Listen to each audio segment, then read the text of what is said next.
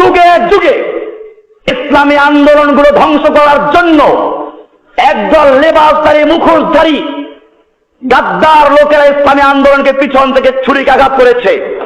এই চরমোনাই পীর যুগে যুগে বাংলার জমিনে যতবারই ওলামাকে একত্র হয়েছে, আন্দোলন করেছে, তাদের পিছন থেকে ছুরি মেরে ইসলামকে ধ্বংস করেছে।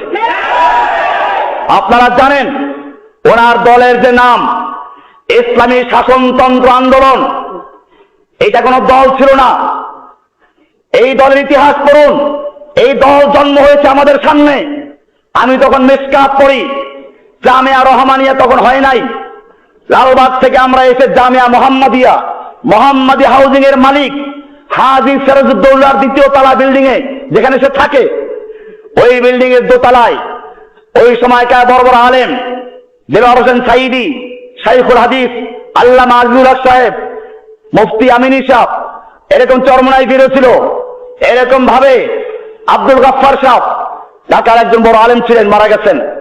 এই লোকগুলো একাত্র হয়ে চিন্তা করলো দল না, আমরা আন্দোলন করবো ইসলামী শাসন ব্যবস্থা কায়েমের জন্য।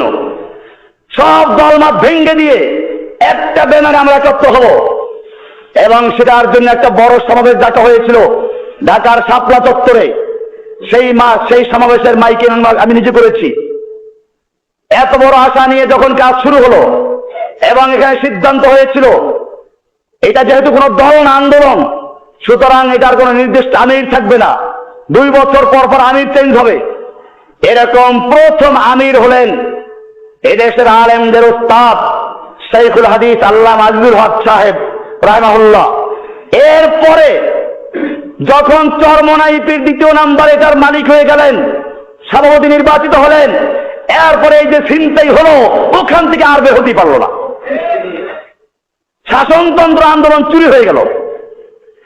এরপরে যখন আবার নতুন করে এদেশের আলেম সমাজ নাস্তিক, মুরতাদ এবং ব্লগারদের বিরুদ্ধে ঐক্যবদ্ধভাবে মাঠে নেমেছে, উচিত ছিল তাদের নিজেদের প্রোগ্রাম বাদ দিয়ে ঐক্যবদ্ধভাবে 6 তারিখের প্রোগ্রামে একাত্র হওয়া।